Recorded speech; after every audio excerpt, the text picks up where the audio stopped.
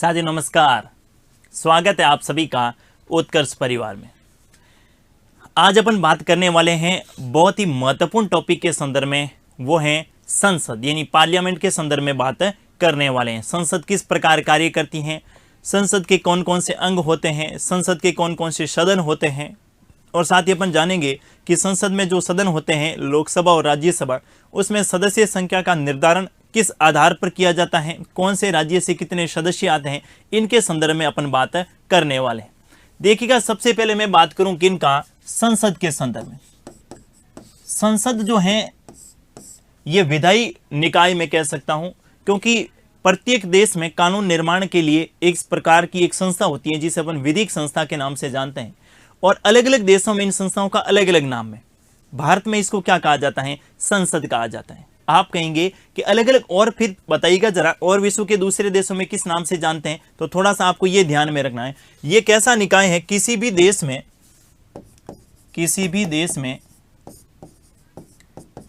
देश में कानून निर्माण के संदर्भ में, कानून निर्माण के संबंध में एक विधिक निकाय होता है, एक विधिक निकाय होता है जो कानूनों का निर्माण करती है, कानूनों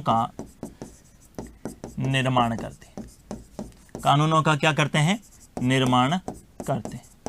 और देखिएगा, मैंने कहा कि विश्व के अलग अलग देशों में इन्हें अलग अलग नाम से जाना जाता है। जैसे भारत और ब्रिटेन में, कौन से देश में, भारत और भारत के साथ में ब्रिटेन में जो है, इसे किस नाम से जानते हैं, इसे संसद के नाम से भी जाना जाता है। किसके नाम से जाना जाता है, संसद के नाम से। वहीं मैं बात करूं किनकी, अमेरिका की, तो अमेरिका में जो कानून बनाने की संस्था है उसे क्या बोलते हैं अपन, कांग्रेस बोलते हैं। क्या कहा जाता है इनको, कांग्रेस। और वहीं मैं बात करूं किनकी, जापान की, तो जापान में इसे किस नाम से जानते हैं, डाइट के नाम से जानते हैं। तो पहली बात तो ये ध्यान में रखना है कि विश्व के अलग अलग देशों में इसके अलग अलग नाम। ऐसा नहीं है कि भारत में संसद है तो अमेरिका में भी संसद होगी, नहीं। अमेरिका में जो संसद है ना, उसको किस नाम से जानते हैं, वहां पर कांग्रेस के नाम से जानते हैं। और जापान में इसको किस नाम से जानते हैं, डाइट के नाम से जानते हैं। और ब्रिटेन में किसके नाम से जानते हैं, संसद के। और भारत में भी किस नाम से जाना जाता है, संसद के नाम से जाना जाता है। साथियों, जब संविधान का निर्माण हो रहा था तो संविधान सभा के सामने दो विकल्प थे। कितने विकल्प थे, दो विकल्प थे। या तो अध्यक्षात्मक शासन प्रणाली को स्वीकार कर लिया जाए संयुक्त राज्य अमेरिका की तर्ज पर। वहां की सबसे बड़ी अच्छाई ये थी कि वहां शक्ति पृथक्करण का सिद्धांत था, लेकिन उत्तरदायित्व की भावना जीरो थी। दूसरी तरफ ब्रिटेन की तरह संसदीय शासन प्रणाली को अपना लिया जाए। वहां उत्तरदायित्व की भावना है, उत्तरदायित्व मतलब जिम्मेदारी रहेगी किसी कार्य के प्रति, लेकिन वहां पर शक्ति पृथक्करण का सिद्धांत इतना प्रभावी नहीं है जितना संयुक्त राज्य अमेरिका में। तो भारत के जो संविधान सभा के मेंबर थे, उन्होंने संसदीय शासन प्रणाली को स्वीकार किया। कौन सी, संसदीय शासन प्रणाली को स्वीकार किया। और संसदीय शासन प्रणाली हमने कौन से देश के तर्ज पर स्वीकार की, ब्रिटेन के तर्ज पर। सबसे पहला प्रश्न तो यही बनता है कि हम सब जानते हैं ब्रिटेन की तर्ज से ग्रहण की या ब्रिटेन से ग्रहण की, लेकिन ब्रिटेन से ग्रहण की, इसके पीछे क्या कारण है भाई, संसदीय शासन प्रणाली क्यों ग्रहण की गई। हालांकि संसदीय शासन प्रणाली के संदर्भ में अलग से अपन क्लास रखेंगे बिल्कुल, जिसमें सारी संसदीय शासन प्रणाली की क्या विशेषता है, इसकी क्या कमियां हैं, और साथ ही अपन ये भी जानेंगे कि इनके गुण एवं दोष क्या क्या है इनके संदर्भ में। लेकिन भारत में जो संसदीय शासन प्रणाली है, इसको स्वीकार करने के पीछे एक सबसे बड़ा जो कारण था वो ये था कि हम जो हैं इस संसदीय शासन प्रणाली से परिचित थे, क्योंकि भारत में अंग्रेजों का शासन था और अंग्रेजों ने अपने शासनकाल के दौरान संसदीय शासन प्रणाली की बहुत सारी ऐसी विशेषताएं भारत में लागू कर दी, भले ही वो 1919 का अधिनियम हो और भले ही 1935 का अधिनियम हो। यानी बहुत सारी ऐसी कॉन्सेप्ट थे, बहुत सारी ऐसी बातें थी जो भारत के लोग, भारत के राजनेता धीरे धीरे इनसे क्या हो चुके थे, परिचित हो चुके थे। दूसरी ओर संयुक्त राज्य अमेरिका की जो अध्यक्षात्मक प्रणाली थी, उनसे हम बिल्कुल ही परिचित नहीं थे। वो हम सब के लिए एकदम से क्या थी, नई थी। हालांकि बाद में ये मांग उठी थी कि सरदार स्वर्ण सिंह समिति का जब गठन किया गया था 42वें संविधान संशोधन को लेकर, उस समय ये मांग उठी थी कि क्यों ना संसदीय शासन प्रणाली को समाप्त करके भारत में अध्यक्षात्मक शासन प्रणाली को स्वीकार कर लिया जाए। लेकिन वहां पर भी इसको अस्वीकार कर दिया था। और ऐसा कहा जाता है कि संसदीय शासन प्रणाली जो है समाज के सभी वर्गों को साथ में लेकर चलती है, जबकि अध्यक्षात्मक प्रणाली जो है इसमें ज्यादा बुद्धिजीवी जो वर्ग होता है उनका ज्यादा प्रभुत्व रहता है। इसीलिए भारत में संसदीय शासन प्रणाली को क्या किया गया, स्वीकार किया गया। सबसे पहले आपसे प्रश्न पूछा जा सकता है कि संसदीय शासन प्रणाली को स्वीकार करने के कारण और संसदीय शासन प्रणाली कहां से स्वीकार की, ये दोनों बातें क्लियर होनी चाहिए। अब बात करते हैं संसद के संदर्भ में। तो सबसे पहले बात करें संसद का संवैधानिक प्रावधान क्या है, यानी भारतीय संविधान के कौन से अनुच्छेद में लिखा गया है कि भारत में एक संसद होगी। तो जब आप भारतीय संविधान का आर्टिकल 79 देखते हैं, कौन सा आर्टिकल, अनुच्छेद 79 देखते हैं, तो आर्टिकल 79 में लिखा गया है कि भारत में क्या होगी, एक संसद होगी और इस संसद के 3 अंग होंगे। संसद के कितने अंग होंगे, 3 अंग होंगे। अब 3 अंग कौन कौन से होंगे, एक तो होगा राष्ट्रपति, दूसरा होगा राज्यसभा और तीसरी कौन सी सभा होगी, लोकसभा। कौन सी सभा, लोकसभा। कौन कौन से, राष्ट्रपति, राज्यसभा और लोकसभा। जबकि प्रश्न ये पूछा जाए कि बताइएगा जरा संसद के कितने सदन हैं, तो आपको ध्यान में रखना है संसद के सदन। संसद के कितने सदन हैं, तो संसद के 2 सदन हैं। कौन कौन से, एक तो राज्यसभा और दूसरी कौन सी सभा, लोकसभा। कौन कौन सी, राज्यसभा और लोकसभा। तो आपको यह ध्यान में रखना है कि संसद के कितने अंग माने जाते हैं, 3 अंग हैं। अर्थात राष्ट्रपति भी संसद का क्या होता है, अंग होता है। और संसद किस में शामिल होती है, तो आप सबको पता है संसद जो है ये किस में शामिल होती है, व्यवस्थापिका में। किस में शामिल होती है, व्यवस्थापिका में। और व्यवस्थापिका का कार्य क्या होता है, कानूनों का निर्माण करना। व्यवस्थापिका का काम क्या होता है, कानूनों का निर्माण करना। और अर्थात कानून निर्माण की प्रक्रिया में इन तीनों की भूमिका होगी। मैं कह रहा हूं पॉलिटिक रट्टा मारने का सब्जेक्ट नहीं है, समझने का सब्जेक्ट है। भाई सरकार के 3 अंग हैं। जैसे सबसे पहले कार्यपालिका के संदर्भ में अपने बात की, जिसमें अपने राष्ट्रपति पढ़ा, साथ ही प्रधानमंत्री, मंत्रिपरिषद, और इनके साथ ही अपने जाना कि जो है प्रधानमंत्री, मंत्रिपरिषद, राष्ट्रपति के अलावा महान्यायवादी भी इसमें शामिल मानते हैं, उपराष्ट्रपति भी शामिल है। यानी आर्टिकल 52 से लगाकर 78 तक जो है ये कार्यपालिका रहती है। आर्टिकल 79 से किसकी शुरुआत होती है, व्यवस्थापिका की। तो व्यवस्थापिका में कौन कौन शामिल होते हैं, राष्ट्रपति, इनके अलावा राज्यसभा और लोकसभा। इसका मतलब राष्ट्रपति व्यवस्थापिका का अंग भी होता है और राष्ट्रपति कार्यपालिका का अंग भी होता है। जबकि प्रश्न ये पूछे कि बताइए संसद के कितने सदन होते हैं, 2 सदन होते हैं, एक तो राज्यसभा और दूसरी कौन सी सभा, लोकसभा। तो आर्टिकल 79 में संसद का परिचय दिया गया है कि भारत में एक संसद होगी और उस संसद के 3 अंग होंगे। कौन कौन से, राज्यसभा, लोकसभा और कौन सी, राष्ट्रपति। अब सबसे पहले संसद के जिस अंग के बारे में आज अपन बात करने वाले हैं वो कौन सी सभा है, राज्यसभा। कौन सी सभा के संदर्भ में बात करेंगे, राज्यसभा। और राज्यसभा का सबसे पहले आर्टिकल आप ध्यान में रखिएगा, आर्टिकल 80 में राज्यसभा से संबंधित प्रावधान किए गए हैं। कौन से आर्टिकल, आर्टिकल 80। अब देखिएगा सबसे पहले प्रश्न पूछा जाता है राज्यसभा का उपनाम। राज्यसभा के उपनाम देखिएगा, राज्यसभा को कहा जाता है राज्यों का सदन।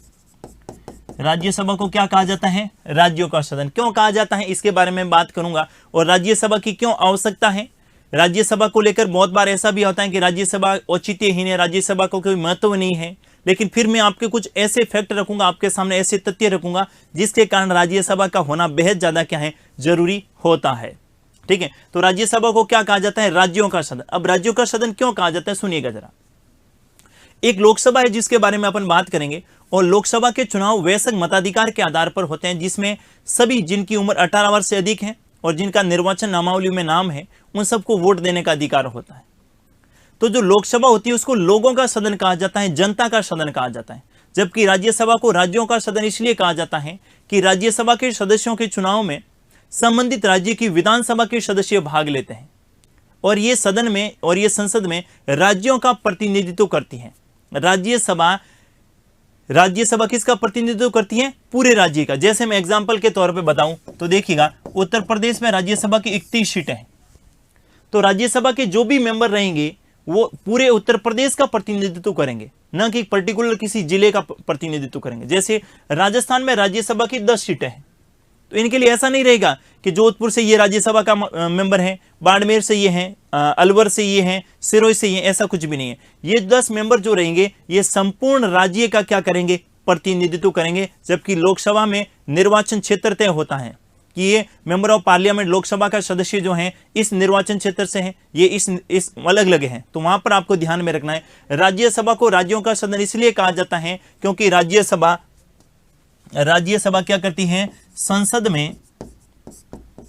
में राज्यों का प्रतिनिधित्व करती है। संसद में राज्यों का प्रतिनिधित्व,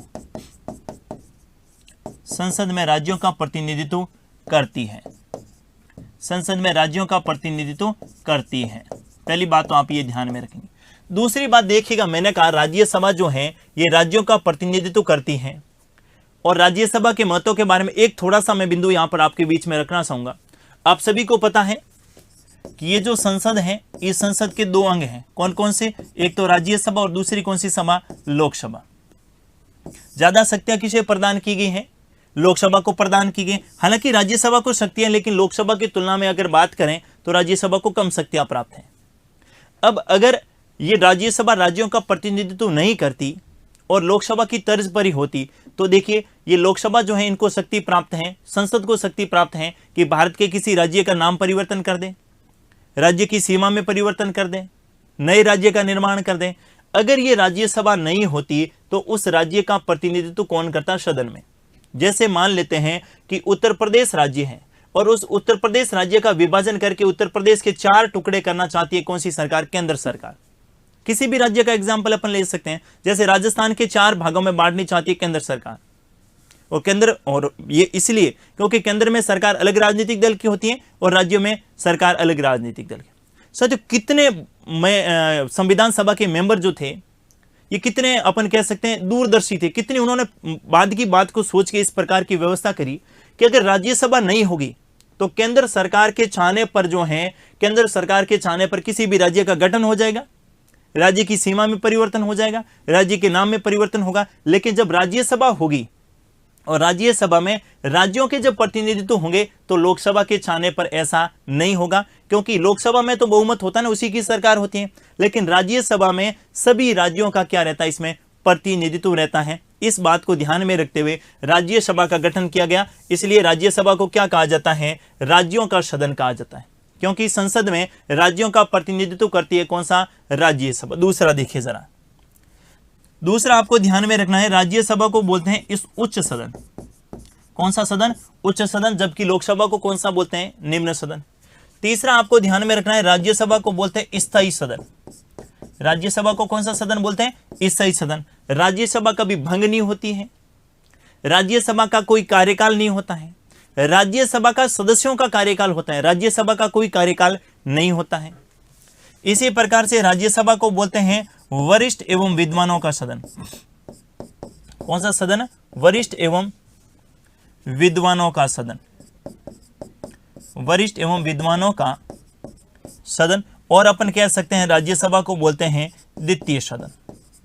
कौन से सदन? द्वितीय सदन। ये है राज्यसभा के संदर्भ में उपनाम, आपको ध्यान में रखना है। राज्यसभा को राज्यों का सदन कहा जाता है, राज्यसभा को उच्च सदन कहा जाता है। इसके बाद ध्यान में रखेंगे राज्यसभा को स्थायी सदन कहा जाता है, राज्यसभा को वरिष्ठ एवं विद्वानों का सदन कहा जाता है, और राज्यसभा को कौन सा सदन कहते हैं? द्वितीय सदन कहा जाता है। अब बात करते हैं राज्यसभा में सदस्य संख्या को लेकर, तो ध्यान से सुनिएगा। राज्यसभा की बात करें तो राज्यसभा में अधिकतम सदस्य कितने होंगे? अधिकतम सदस्य भारतीय संविधान में ऐसा कहीं पर नहीं लिखा गया है कि राज्यसभा में अधिकतम सदस्य संख्या की 250 होगी। क्या लिखा गया है? संविधान में यह लिखा गया है कि ये जो राज्यसभा है, इस राज्यसभा में 12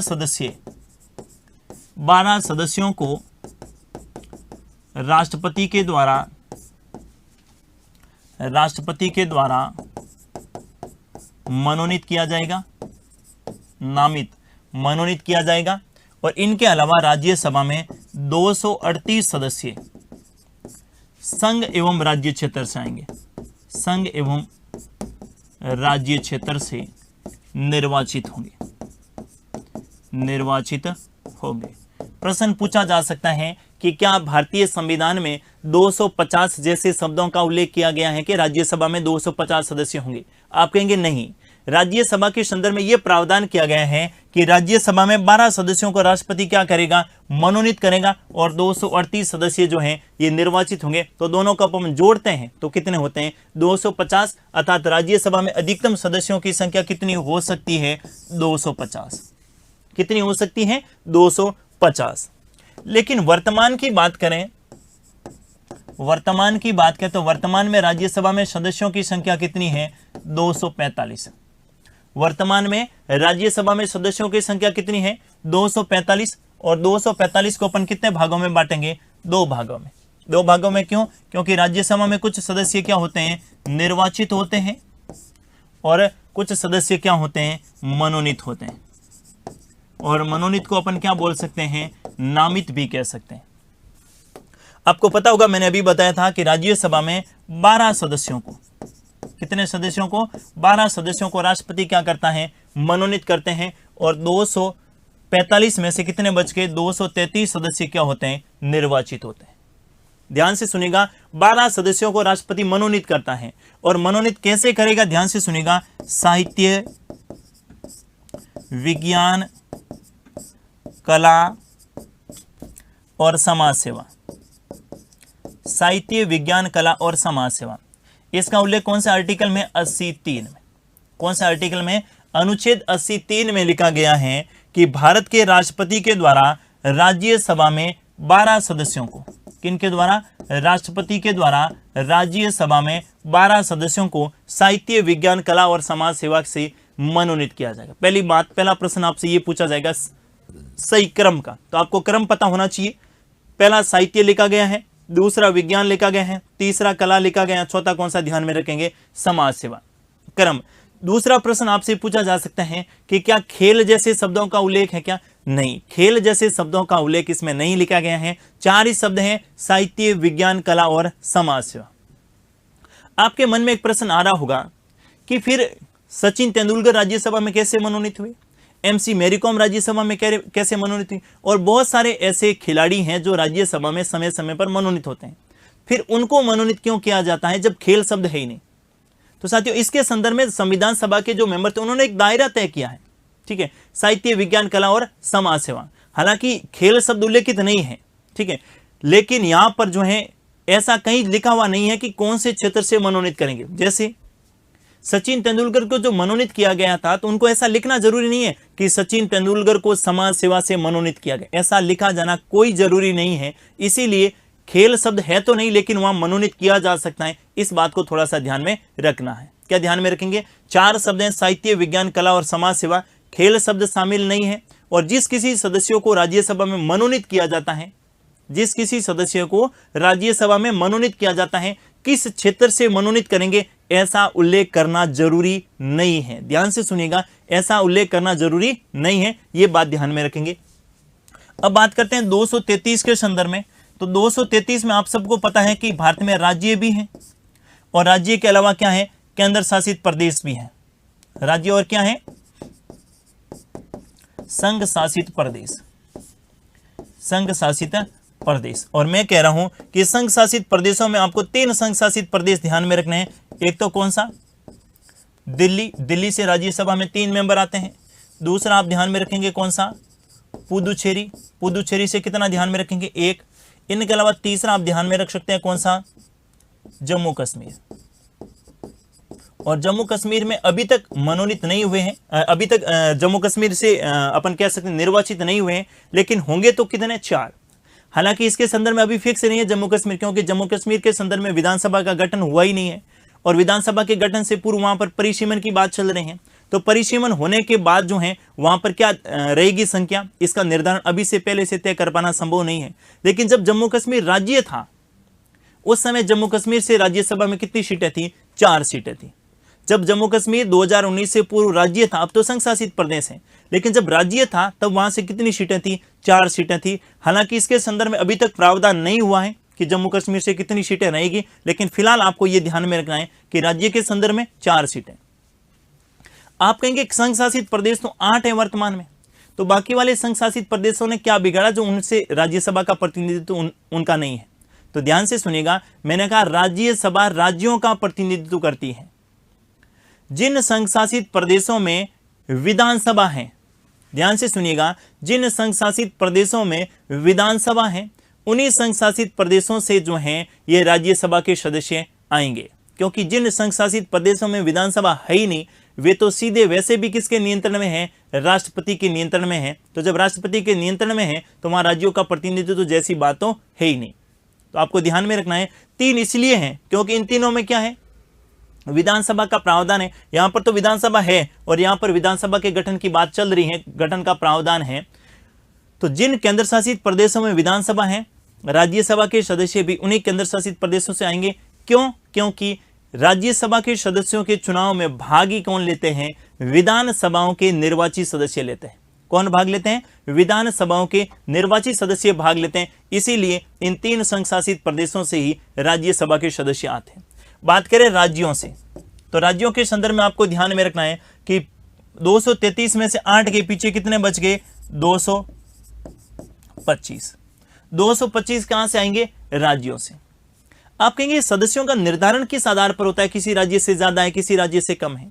तो राज्यसभा में सीटों का आवंटन भारतीय संविधान की जो 4th शेड्यूल है, जो 4थी अनुसूची है उसमें कर रखा है और उसमें स्पष्ट लिख रखा है कि राज्यसभा में सीटों का आवंटन जनसंख्या के आधार पर किया जाएगा। यानी जिस राज्य की जितनी अधिक जनसंख्या होगी उस राज्य से राज्यसभा की सीटें क्या रहेगी, अधिक रहेगी। जबकि दूसरी ओर ब्रिटेन की बात संयुक्त राज्य अमेरिका की बात करें तो वहां पर राज्यसभा का जैसा एक सदन है, जैसे वहां पर उसे सीनेट बोलते हैं और सीनेट में सदस्य संख्या तय है, वहां पर 100 है और अमेरिका में 50 राज्य हैं तो सभी राज्यों से 2-2 सदस्य जो हैं वहां पर आते हैं। लेकिन भारत में ऐसा नहीं है, भारत में जिस राज्य की अधिक जनसंख्या होगी उस राज्य से राज्यसभा की सीटें भी क्या रहेगी, अधिक रहेगी। वर्तमान की बात करें 245 सीटें हैं, 245 में से 233 निर्वाचित होते हैं, 12 राष्ट्रपति के द्वारा मनोनीत किया जाता है। 4 क्षेत्र ध्यान में रखेंगे, साहित्य, विज्ञान, कला और समाज सेवा। यहाँ संघ शासित प्रदेशों में ध्यान में रखेंगे दिल्ली, पुदुचेरी और जम्मू कश्मीर। राज्यों से 225। कुछ राज्य मैं आपको बताना चाह रहा हूं जो आपको ध्यान में रखने हैं। जैसे एक आप ध्यान में रख सकते हैं उत्तर प्रदेश। उत्तर प्रदेश में राज्यसभा की सीटें कितनी है, 31, क्योंकि सर्वाधिक जनसंख्या भी कहां की है, उत्तर प्रदेश की। ध्यान से सुनिएगा, राज्यसभा की सीटों का आवंटन, राज्यसभा की सीटों का आवंटन जनसंख्या के आधार पर किया गया है। जनसंख्या के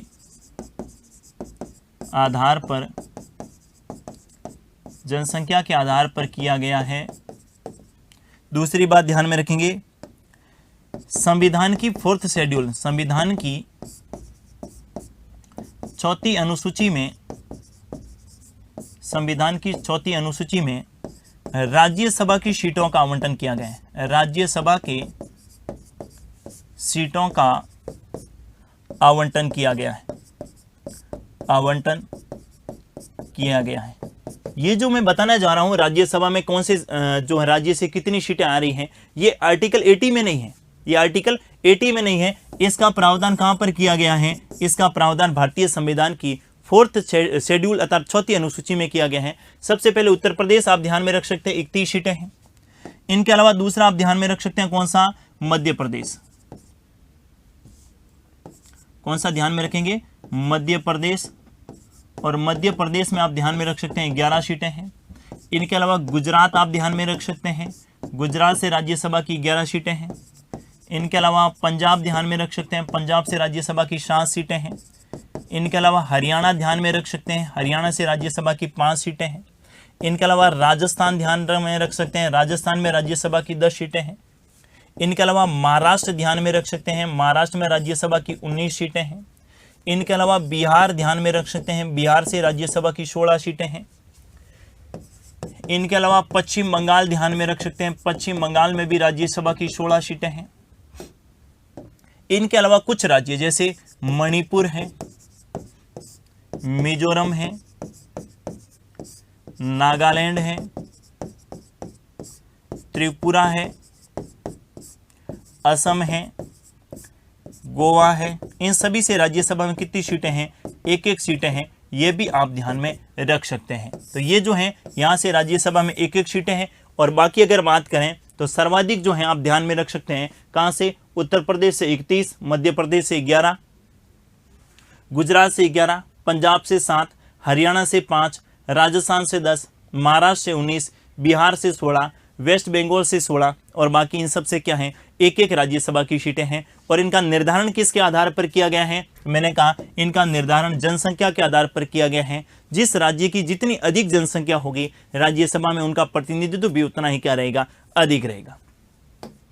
सबसे पहले बात की किसके संदर्भ में, सबसे पहले अपने बात की राज्यसभा के उपनाम, उसके बाद में राज्यसभा की सीटों का आवंटन। अब बात करते हैं राज्यसभा का गठन कब हुआ और किस प्रकार किया गया। देखिए जरा, राज्यसभा का गठन,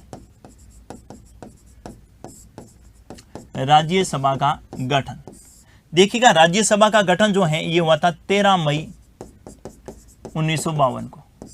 राज्यसभा का गठन कब हुआ था, 13 मई 1952 को।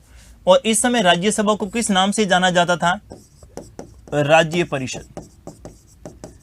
राज्यसभा का पहले क्या नाम था, राज्य परिषद, जिसे अपन क्या कह सकते हैं, council of state, council of state. ये क्वेश्चन कई बार पूछा गया है कि ऐसा कौन सा सदन है जिसे पहले राज्य परिषद के नाम से जाना जाता था, राज्यसभा को। ठीक है, अब आपको नेक्स्ट ध्यान में रखना है कि 23 अगस्त, कौन सी अगस्त है, 23 अगस्त 1954 को, 23 अगस्त 1954 को राज्य परिषद से नाम परिवर्तन करके राज्यसभा किया गया, राज्यसभा किया गया। ये भी आप ध्यान में रख सकते हैं कि नाम परिवर्तन करके क्या किया गया, राज्यसभा। कब किया गया, डेट ध्यान में रखेंगे, 23 अगस्त 1954 से पूर्व राज्यसभा का क्या नाम हुआ करता था, राज्य परिषद हुआ करता था। और उसके बाद में वर्तमान में क्या नाम है, राज्यसभा है। इसको भी आप ध्यान में रखेंगे। और राज्यसभा का गठन कब हुआ था, 13 मई 1952 को राज्यसभा का क्या हुआ था, गठन हुआ था।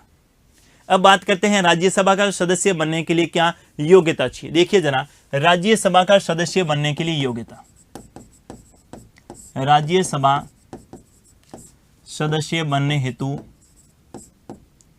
राज्यसभा सदस्य बनने हेतु योग्यता,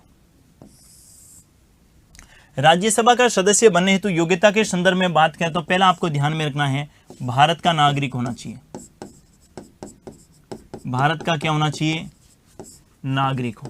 मैं कह रहा हूं भारत की नागरिकता होनी चाहिए, जन्मजात भारतीय होना जरूरी नहीं है, मूल रूप से भारतीय होना जरूरी नहीं है। ऐसा व्यक्ति जिसके पास भारत की नागरिकता है वो राज्यसभा का सदस्य बन सकता है, राज्यसभा का चुनाव लड़ सकता है।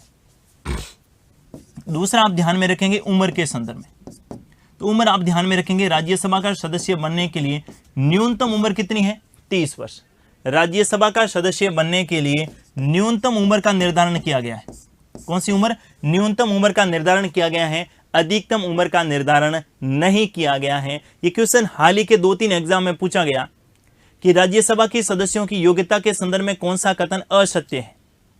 और यहां पर 30 तो लिखा गया था, लेकिन न्यूनतम की जगह क्या लिख लिया था, अधिकतम, कि राज्यसभा का सदस्य बनने के लिए अधिकतम 30 वर्ष का होना अनिवार्य है। अपने क्या गलती करी, अपने आयु पढ़ा 30 वर्ष, न्यूनतम को पढ़ा ही नहीं या अधिकतम को पढ़ा ही नहीं, सीधा सा उसको मान ली ये तो सही है, इसमें तो कोई दिक्कत है नहीं, और इसके अलावा कोई दूसरा विकल्प था उसको एग्जाम में सही करके आ गए। ध्यान से सुनिएगा, मैं कह रहा हूं सारा खेल किनका है, लैंग्वेज का, शब्दों का बड़ा महत्व है, एक एक शब्द से परिचित होना आवश्यक है। इसलिए ध्यान में रखना है, उम्र के संदर्भ में न्यूनतम उम्र का प्रावधान कर रखा है। ऐसा व्यक्ति जो भारत का नागरिक हो और जिसकी उम्र 30 वर्ष हो चुकी हो, ऐसा व्यक्ति राज्यसभा का सदस्य बन सकता है। तीसरी योग्यता के संदर्भ में क्या लिखा गया है, संविधान की तीसरी अनुसूची में उम्मीदवार की शपथ, तीसरी अनुसूची में उम्मीदवार की शपथ को लिया जाना अनिवार्य। और नंबर 4 पे आप ध्यान में रखेंगे, अन्य योग्यताओं का निर्धारण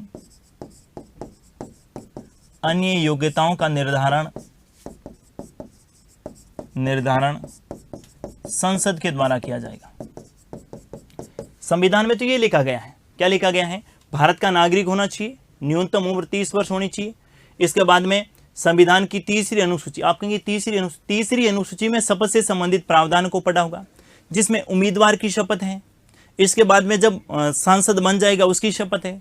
इसके बाद जब मंत्री बन जाएगा उसकी शपथ है। एक ऐसा व्यक्ति जो मंत्री पद तक पहुंचता है उसे 3 शपथों से होकर गुजरना पड़ता है, और तीनों प्रकार की शपथों का जो प्रारूप है, किसकी शपथ लेगा उसका जो प्रारूप है वो भारतीय संविधान की तीसरी अनुसूची में उल्लेखित किया गया है। तो कोई भी राज्यसभा का उम्मीदवार है उसे भारतीय संविधान की तीसरी अनुसूची में जो उम्मीदवार की शपथ का प्रारूप दे रखा है उसको भी पूरा करना क्या होगा, अनिवार्य होगा।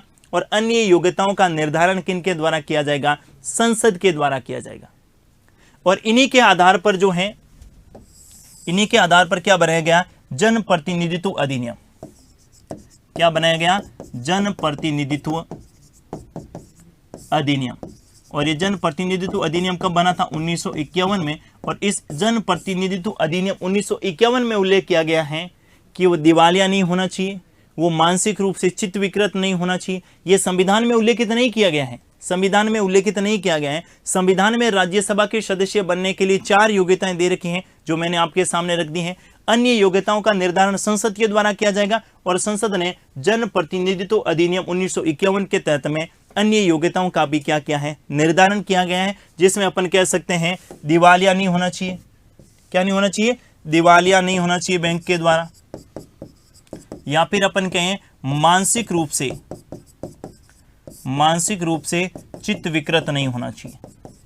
मानसिक रूप से क्या नहीं होना चाहिए भी, चित्त विकृत अर्थात पागल नहीं होना चाहिए। ऐसे व्यक्ति को राज्यसभा के चुनाव लड़ने पर क्या लगाई जा सकती है, रोक लगाई जा सकती है। अब प्रश्न किस प्रकार का पूछेगा, प्रश्न ये पूछे कि भारतीय संविधान में राज्यसभा के सदस्य बनने के लिए क्या योग्यता लिखी गई है, तो आप ये ध्यान में रखेंगे। और प्रश्न वैसे ही पूछ ले कि राज्यसभा का सदस्य बनने के लिए योग्यताएं, तो आप ये भी ध्यान में रखें। ध्यान से सुनिएगा, अगर संविधान शब्द उल्लेखित कर दिया जाए कि भारतीय संविधान में राज्यसभा का सदस्य बनने के लिए क्या योग्यता चाहिए, तो उसके संदर्भ में आपको ध्यान में रखना है जो 4 योग्यता मैंने बताई है। और प्रश्न ये पूछ ले कि राज्यसभा का सदस्य बनने के लिए क्या योग्यता चाहिए, तो इसमें जो मैंने ये योग्यता बताई है ये आपको ध्यान में रखनी है। और योग्यताओं के संदर्भ में अगर आर्टिकल की बात करें कि भारतीय संविधान के कौन से अनुच्छेद में राज्यसभा के सदस्यों की योग्यताओं के संदर्भ में बात की गई है, तो आर्टिकल 84, अनुच्छेद 84 में संसद के सदस्य बनने की योग्यताओं का निर्धारण है, जिसमें राज्यसभा और लोकसभा दोनों ही शामिल हैं। तो योग्यताओं के संदर्भ में संविधान के कौन से अनुच्छेद में आर्टिकल ध्यान में रखिएगा, संविधान के आर्टिकल 84 में संसद के सदस्य बनने की योग्यताओं का क्या किया गया है, निर्धारण किया गया है। अब योग्यताओं के बाद अपन बात करते हैं राज्यसभा के सदस्यों के निर्वाचन के संदर्भ में। राज्यसभा सदस्यों का निर्वाचन, राज्यसभा सदस्यों का निर्वाचन देखिए जरा, सबसे पहले अपन बात करेंगे राज्यसभा के सदस्यों में भाग कौन लेता है, अर्थात राज्यसभा के सदस्यों में निर्वाचक मंडल कौन होता है, निर्वाचक मंडल। देखिए जरा, यहां पर आपको ध्यान में रखना है, राज्यसभा के सदस्यों में भाग लेते हैं, चुनाव में भाग लेते हैं संबंधित राज्य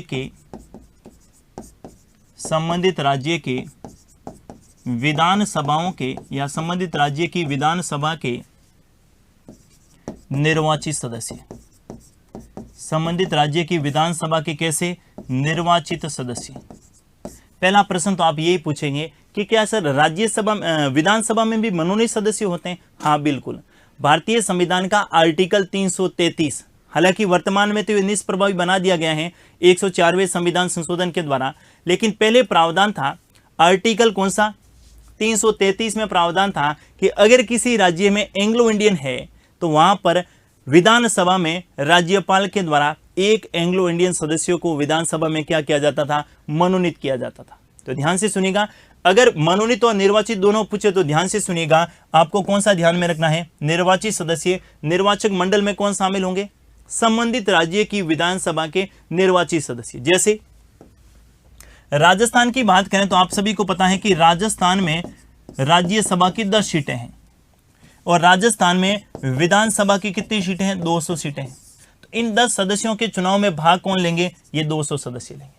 ध्यान से सुनिएगा, उसी प्रकार से किसी भी स्टेट का अपन ले सकते हैं। इसी प्रकार से किसी भी स्टेट का ले सकते हैं। जैसे मैंने राजस्थान का एग्जांपल लिया कि राजस्थान में राज्यसभा की 10 सीटें हैं और राजस्थान में विधानसभा की 200 सीटें हैं, तो भाग कौन लेंगे? ये संबंधित राज्य की विधानसभा के निर्वाचित सदस्य, तो इसमें भाग लेंगे संबंधित राज्य, यानी जिस राज्य में राज्यसभा की सीटों का चुनाव हो रहा है उस राज्य में जो विधानसभा है उनके कैसे सदस्य? निर्वाचित सदस्य। विधान परिषद के सदस्यों को राज्यसभा के चुनाव में भाग लेने का अधिकार नहीं दिया गया है, तो यहां पर एक शब्द डालेंगे, क्या? विधानमंडल। विधानमंडल मत करके आना मेरे भाई। विधानमंडल में दोनों सदन होंगे, विधानसभा भी होगी और विधान परिषद भी होगी, लेकिन यहां मैंने क्या लिखा है? सिर्फ और सिर्फ विधानसभा। क्या लिखा है? विधानसभा। इसके बाद बात करें निर्वाचन विधि की। निर्वाचन विधि, निर्वाचन विधि में आपको ध्यान में रखना है एकल संक्रमणीय, एकल संक्रमणीय, आनुपातिक प्रतिनिधित्व, एकल संक्रमणीय आनुपातिक प्रतिनिधित्व, खुली मतदान प्रणाली। एकल संक्रमणीय आनुपातिक प्रतिनिधित्व, खुली मतदान प्रणाली, खुली मतदान प्रणाली। अब देखिए जरा, आपने कहा एकल संक्रमणीय मत प्रणाली के बारे में सुना था जब राष्ट्रपति और उपराष्ट्रपति के चुनाव के बारे में पढ़े थे, लेकिन वहां पर तो गुप्त मतदान प्रणाली थी, यहां पर खुली मतदान प्रणाली कैसे और किस प्रकार से होती है? ये अपने आप एक बड़ा अच्छा प्रश्न हो सकता है। ध्यान से सुनिएगा, मैंने कहा निर्वाचन की विधि कौन सी है? एकल संक्रमणीय आनुपातिक प्रतिनिधित्व, खुली मतदान प्रणाली। इसका मतलब है कि विधानसभा के जो सदस्य हैं ये भाग लेंगे, वरीयता के अनुसार वोट देंगे, अर्थात जितने उम्मीदवार खड़े उनको वरीयता के क्रम में वोट देना अनिवार्य होगा, और इसके बाद में जीतने के लिए निश्चित कोटा प्राप्त करना अनिवार्य होगा। निश्चित कोटे का सूत्र के बारे में अपन बात करेंगे कि कुल वैध मत बटे रिक्त पद +1 और +1। लेकिन आप कहेंगे खुली मतदान प्रणाली क्या? खुली मतदान प्रणाली को स्वीकार किया था 2004 में। कब स्वीकार किया था? 2004 में। अब 2004 में स्वीकार क्यों किया गया, इसके पीछे कारण देखिए।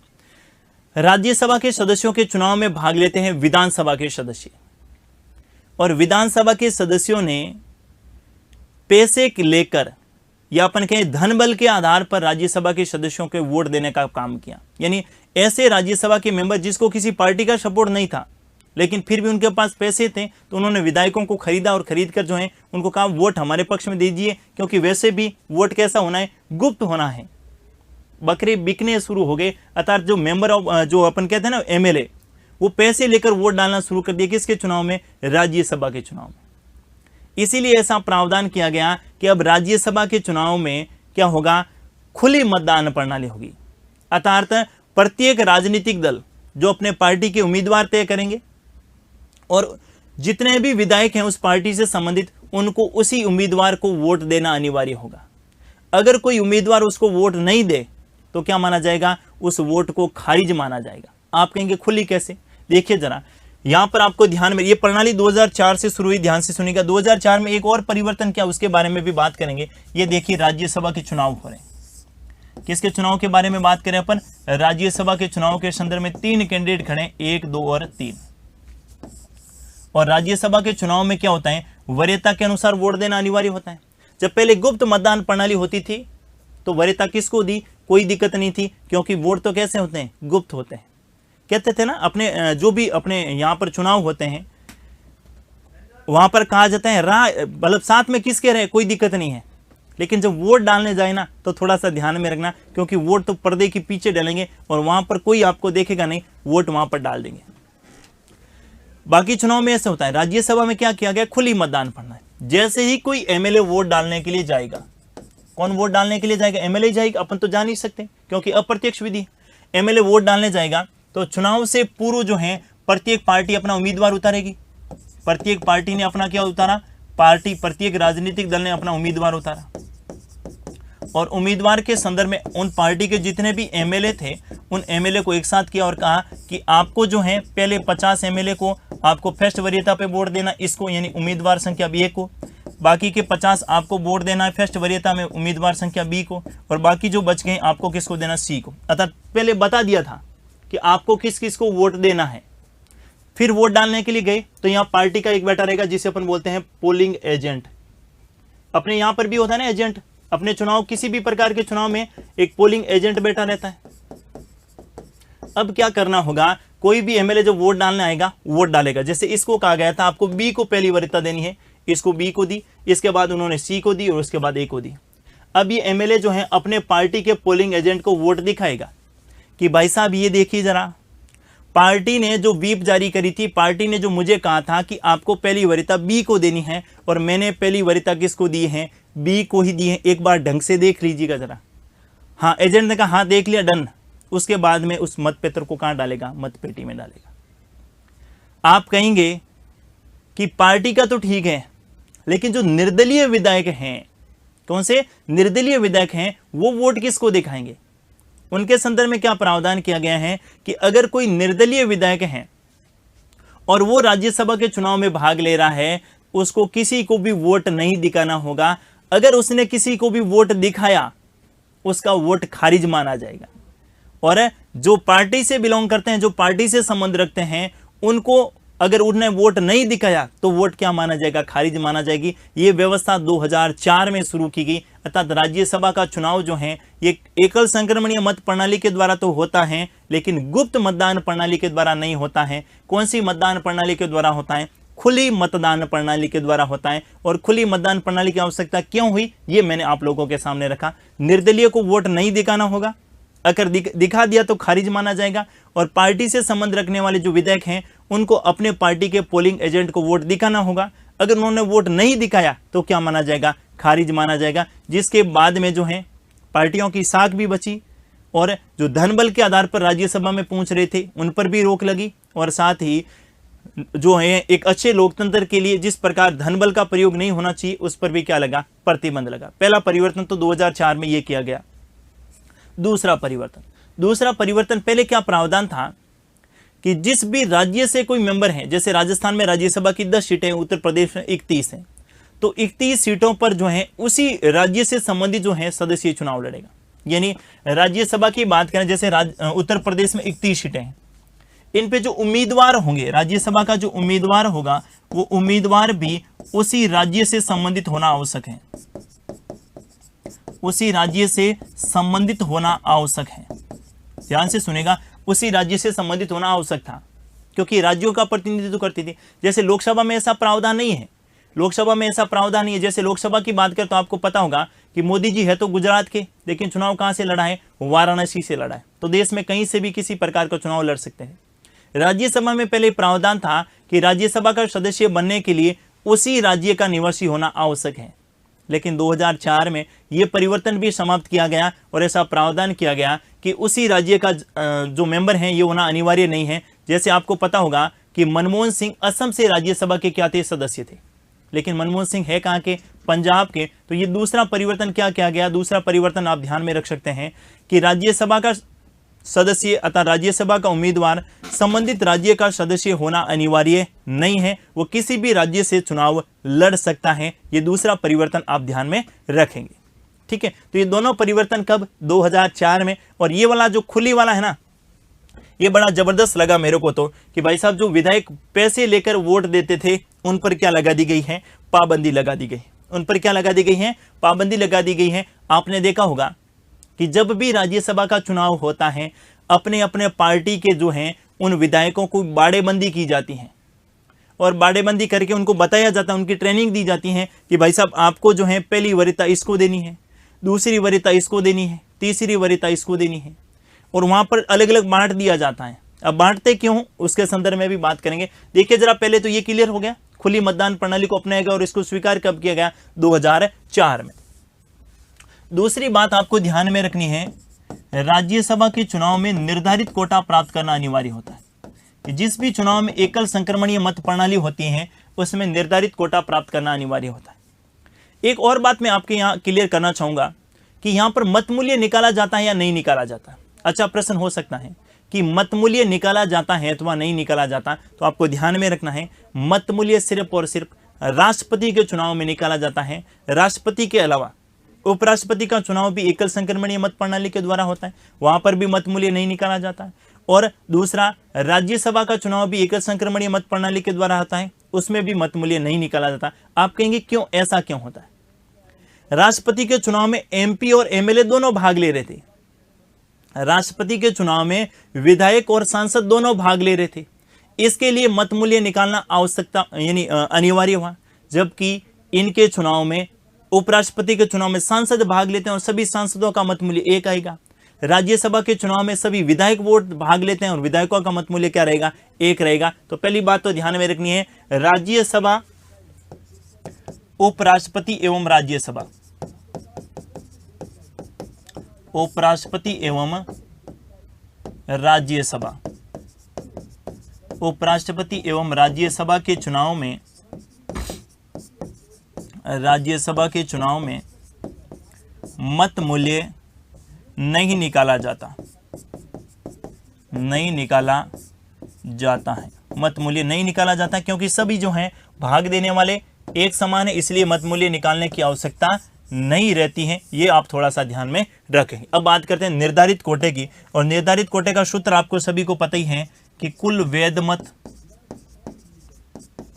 मत बटे रिक्त पद +1 और +1, ये है निर्धारित कोटा। सर्वाधिक वोट लाने वाला विजय नहीं होगा, यहां पर निर्धारित कोटा प्राप्त करना क्या होगा, अनिवार्य होगा। अब निर्धारित कोटे का मतलब है कि आप सभी को पता है राज्यसभा की 6 सदन है और राज्यसभा के सदस्यों का कार्यकाल 6 वर्ष होता है। प्रति 2 वर्ष के पश्चात 1/3 सदस्य अवकाश प्राप्त करते हैं एवं उनके स्थान पर नए सदस्य क्या होते हैं, निर्वाचित होते हैं। जैसे बात करें मैं कौन से राज्य की, राजस्थान के संदर्भ में, तो राजस्थान में कुल वैध मत कितने हैं, 200। रिक्त पद, तो राजस्थान में राज्यसभा की कुल सीटें कितनी है, 10। और ऐसा तो है नहीं कि 10 के 10 सीटों पर एक साथ चुनाव होंगे, तो पहले 3 सीटों पर होंगे, फिर 3 सीटों पर होंगे और फिर जो है 4 सीटों पर होंगे। यानी 2021 में 3 सीटों पर हुए, फिर 2023 में 3 सीटों पर होंगे, फिर 2025 में इन 3 सीटों पर होंगे और फिर 2027 में फिर वापस इनका कार्यकाल 6 वर्ष हो जाएगा तो 3 सीटों पर होंगे। रिक्त पद मान लेते हैं कितना है, तो यहाँ पर इस बार 2021 की बात करें, रिक्त पद 3 +1 और +1, तो यहाँ पर जो है 200 में 4 का भाग दिया, कितना आ गया, 50 और +1 कितना, 51। यानी राजस्थान से अगर राज्यसभा का चुनाव हो रहा है और 3 सीटों पर चुनाव हो रहा है तो एक उम्मीदवार को 50 मत प्राप्त करने अनिवार्य, 51 मत प्राप्त करने अनिवार्य होते हैं। कितने मत, 51 मत। जब तक कोई उम्मीदवार 51 मत प्राप्त नहीं कर लेता तब तक उसे विजय घोषित नहीं किया जा सकता। इस बात को भी आप ध्यान में रखिएगा। अच्छा प्रश्न हो सकता है कि क्या राज्यसभा के चुनाव में निर्धारित कोटा प्राप्त करना अनिवार्य होता है अथवा नहीं होता है? आप कहेंगे बिल्कुल, राज्यसभा के चुनाव में निर्धारित कोटा प्राप्त करना क्या होता है, अनिवार्य होता है। अनिवार्य इसलिए होता है क्योंकि राज्यसभा के चुनाव में भी एकल संक्रमणीय मतदान प्रणाली को अपनाया जाता है, और जिनके चुनाव में एकल संक्रमणीय मतदान प्रणाली अपनाई जाती है, एकल हस्तांतरणीय मतदान प्रणाली अपनाई जाती है, या मैं कहूँ आंद्रे हेयर विधि को अपनाया जाता है, उसमें निर्धारित कोटा प्राप्त करना अनिवार्य होता है। यहाँ रिक्त पद अलग अलग हो सकते हैं, हो सकता है यहाँ 3 की जगह अगले 2025 में चुनाव हो, 2026 में जब भी हो 4 हो सकता है। जैसे उत्तर प्रदेश की बात करें तो उत्तर प्रदेश में राज्यसभा की 31 सीटें हैं, 31 का 31 चुनाव होगा नहीं, वहां पर कैसे होगा, 10 + 10 और +11, तो जहां पर 10 सीटों का एक साथ होगा तो यहाँ पर रिक्त पद 10 आ सकता है, 10 आ सकता है, या फिर कितना आ सकता है, 11 आ सकता है। इस बात को आपको ध्यान में रखना है। अब बात करते हैं किनकी, शपथ के संदर्भ। देखिएगा जरा, किसके संदर्भ में बात करें, शपथ के संदर्भ। शपथ के संदर्भ में बात करें तो यहां पर क्या उल्लेख किया गया है कि राज्यसभा के सदस्यों को शपथ, राज्यसभा यानी राज्यसभा के सदस्यों को शपथ, राज्यसभा के सदस्यों को शपथ जो है राष्ट्रपति या राष्ट्रपति के प्रतिनिधि के द्वारा, राष्ट्रपति या राष्ट्रपति के प्रतिनिधि के द्वारा दिलाई जाएगी, दिलाई जाएगी। और शपथ से संबंधित प्रावधान भारतीय संविधान के कौन से आर्टिकल में है, आर्टिकल 99 में संसद के सदस्यों की शपथ के संदर्भ में प्रावधान किया गया है कि संसद के सदस्यों को शपथ राष्ट्रपति या राष्ट्रपति के प्रतिनिधि के द्वारा दिलाई जाएगी। ठीक है, लेकिन व्यवहार की बात करें तो व्यवहार में आपको ध्यान में रखना है, राज्यसभा में दो प्रकार के सदस्य होते हैं। एक तो होते हैं भाई निर्वाचित सदस्य, कैसे सदस्य, निर्वाचित सदस्य, और एक होते हैं कौन से सदस्य, मनोनीत सदस्य। कौन से, मनोनीत सदस्य। तो आपको यहां पर क्या ध्यान में रखना है कि व्यवहार में मनोनीत सदस्यों को शपथ तो दिलाता है कौन, राष्ट्रपति स्वयं। मनोनीत, जो 12 सदस्यों को राष्ट्रपति मनोनीत करता है उनको शपथ तो राष्ट्रपति स्वयं दिलाता है, और बाकी निर्वाचित सदस्य जो रहते हैं इनमें शपथ दिलाता है इनको कौन, राज्यसभा का सभापति। कौन दिलाता है, राज्यसभा का सभापति इनको क्या दिलाता है, शपथ दिलाता है। ठीक है, तो यहां पर शपथ के संदर्भ में आर्टिकल ध्यान में रखिएगा 99। राज्यसभा के सदस्योों को शपथ या तो राष्ट्रपति या राष्ट्रपति का प्रतिनिधि, तो ये जो राज्यसभा का सभापति है ये राष्ट्रपति का क्या माना जाएगा, प्रतिनिधि माना जाएगा। और राज्यसभा में मनोनीत सदस्य जो रहते हैं 12, उनको शपथ जो है राष्ट्रपति स्वयं के द्वारा दिलाई जाती है। इसको भी आप ध्यान में रख सकते हैं। अब बात करते हैं साथियों किसके संदर्भ में, राज्यसभा का कार्यकाल। राज्यसभा का कार्यकाल, देखिएगा राज्यसभा के कार्यकाल के संदर्भ में बात करें तो आपको पता होगा कि राज्यसभा एक स्थायी सदन है। कैसा सदन है, राज्यसभा एक स्थायी सदन है, अर्थात राज्यसभा का कोई कार्यकाल नहीं है। लेकिन राज्यसभा के सदस्यों का कार्यकाल कितना है, 6 वर्ष है। अर्थात प्रति 2 वर्ष के पश्चात 1/3 सदस्य सेवानिवृत्त होते हैं एवं उनके स्थान पर नए सदस्य क्या होते हैं, निर्वाचित होते हैं। तो ध्यान से सुनिएगा, राज्यसभा के कार्यकाल के संदर्भ में बात करें तो आपको ध्यान में रखना है, इनके कार्यकाल के संदर्भ में आर्टिकल आप ध्यान में रख सकते हैं, अनुच्छेद जो है 83। कौन सा ध्यान में रखेंगे, साथ साथ आर्टिकल भी जरूर ध्यान में रखेंगे, आजकल अनुच्छेद से संबंधित प्रश्न भी पूछे जा रहे हैं। देखिएगा, राज्यसभा का कार्यकाल, राज्यसभा एक स्थायी सदन है, राज्यसभा एक स्थायी सदन है, अर्थात राज्यसभा को कभी भंग नहीं किया जाता, कभी भंग नहीं किया जा सकता, भंग नहीं किया जा सकता। एवं राज्यसभा एक स्थायी सदन है, अर्थात राज्यसभा को कभी भंग नहीं किया जा सकता। ठीक है, लेकिन राज्यसभा के सदस्यों का कार्यकाल कितना होता है, राज्यसभा के सदस्यों का कार्यकाल, राज्यसभा के सदस्यों का कार्यकाल 6 वर्ष होता है। राज्यसभा के सदस्यों का कार्यकाल 6 वर्ष होता है। प्रति 2 वर्ष पश्चात, प्रति 2 वर्ष पश्चात 1/3 सदस्य सेवानिवृत्त होते हैं, 1/3 सदस्य सेवानिवृत्त होते हैं एवं इनके स्थान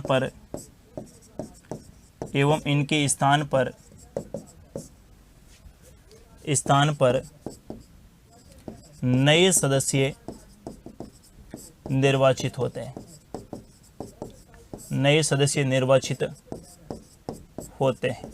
ये दोनों बातें आपको ध्यान में रखनी है। देखिएगा, प्रश्न ये पूछा जा सकता है कि राज्यसभा का कार्यकाल कितना होता है। आप कहेंगे राज्यसभा का कार्यकाल होता ही नहीं, राज्यसभा एक स्थायी सदन है। जैसे लोकसभा की बात करें तो वर्तमान में 17वीं लोकसभा चल रही है, लेकिन आपने राज्यसभा के संदर्भ में देखा है कि राज्यसभा 15वीं चल रही है, 17वीं चल रही है, 12वीं चल रही है, 2वीं चल रही है, कुछ नहीं।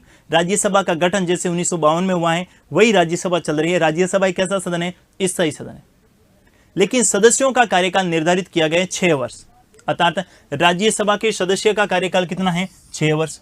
प्रति 2 वर्ष के पश्चात, कितने वर्ष के पश्चात, प्रति 2 वर्ष के पश्चात 1/3 सदस्य क्या होंगे, सेवानिवृत्त होंगे एवं इनके स्थान पर नए सदस्य क्या होंगे, निर्वाचित होंगे। राज्यसभा का कोई कार्यकाल नहीं है, राज्यसभा के सदस्यों का कार्यकाल कितना है, 6 वर्ष है। और प्रति 2 वर्ष के पश्चात 1/3 सदस्य सेवानिवृत्त होंगे एवं इसके स्थान पर नए सदस्य निर्वाचित होंगे। कैसे, देखिए जरा। जैसे मान लेते हैं 1950 की बात करें, 1952 की बात करें तो 1952 में राज्यसभा के चुनाव हुए। 1952 में राज्यसभा में 13 मई 1952 को राज्यसभा का गठन हो गया। पहली बार स्थायी कैसे बनेगा, ये भी अपना आप एक अच्छा प्रश्न है। कि भाई पहली बार तो चुनाव सबके एक साथ हो गए थे, अब किन को हटाया जाए पहले। इनके लिए कौन सी विधि को अपनाया गया, इनके लिए 1956 में कौन सी विधि अपनाई गई, लॉटरी विधि। लॉटरी को मैं सलाका भी बोल सकता हूं, लॉटरी विधि या कौन सी विधि, सलाका विधि। राज्यसभा के जितने सीटें थी उन सभी के चुनाव हो गए एक साथ, सभी के चुनाव एक साथ हुए। और उसके बाद जैसे ही 2 वर्ष हुए, 2 वर्ष में क्या किया गया कि लॉटरी विधि को अपनाया गया और जितने भी सदस्य थे उनका नाम सबका एक साथ डाला गया। इनमें से ये जितने भी राज्यसभा के मेंबर थे, इनमें से 1/3 सदस्यों के नाम यहां से उठा लिए गए और 1/3 सदस्यों के नाम उठा के कहा कि भाई साहब भले ही आपका कार्यकाल कितना वर्ष हुआ है, 2 वर्ष, क्योंकि आप 1952 में बने थे और 1954 में आपका कार्यकाल समाप्त होगा, अर्थात 1/3 सदस्यों को यहां से क्या करा दिया गया, अवकाश प्राप्त। कौन सी विधि के माध्यम से, लॉटरी विधि। अब लॉटरी विधि क्यों, ऐसे किसको हटाए, भाई सभी को एक समान अधिकार है। जैसे मान लेते हैं 200 मेंबर थे तो 200 में से किन को हटाएं, ठीक है। इनके लिए ऐसा प्रावधान किया गया कि 1/3 सदस्यों यानी जितने थे उनमें से 1/3 का नाम उठाया और उठा के नाम खोला और पढ़ा, अच्छा ये नाम है, हाँ ठीक है भाई साहब आपका कार्यकाल क्या होता है, 2 वर्ष है और आपका कार्यकाल पूरा हो गया, ठीक है। इसके बाद यहां इनकी जगह नए सदस्यों का निर्वाचन करा दिया, कितनों का करवाया, 1/3 का। इसके बाद अगला वर्ष कौन सा है, 1956। 1956 में क्या किया, जो 1/3 ये बने थे ना 1954 में, उनको छोड़ दिया। इनके अलावा बाकी बचे थे कितने, 2/3। इन 2/3 का नाम लॉटरी विधि में डाला गया, उनमें से फिर कितने निकाल दिए गए, 1/3। और कहा गया भाई साहब आपका कार्यकाल भले ही 4 साल हुआ है, क्योंकि आप 1952 में बने थे और 1956 में आपको 4 साल हुए हैं, लेकिन आपको अब क्या दी जाएगी, सेवानिवृत्ति, अर्थात आपको क्या प्राप्त करना होगा, अवकाश प्राप्त करना होगा। अच्छा ठीक है। इनके बाद अगला वर्ष इनके स्थान पर नए सदस्य आ गए, इनके पश्चात 1958 और 1958 में जो बाकी बचे थे कितने, 1/3, उनका कार्यकाल अपने आप ही कितना हो गया, 6 वर्ष हो गया। तो इनको जो है अपने आप ही क्या हो गया, अवकाश प्राप्त।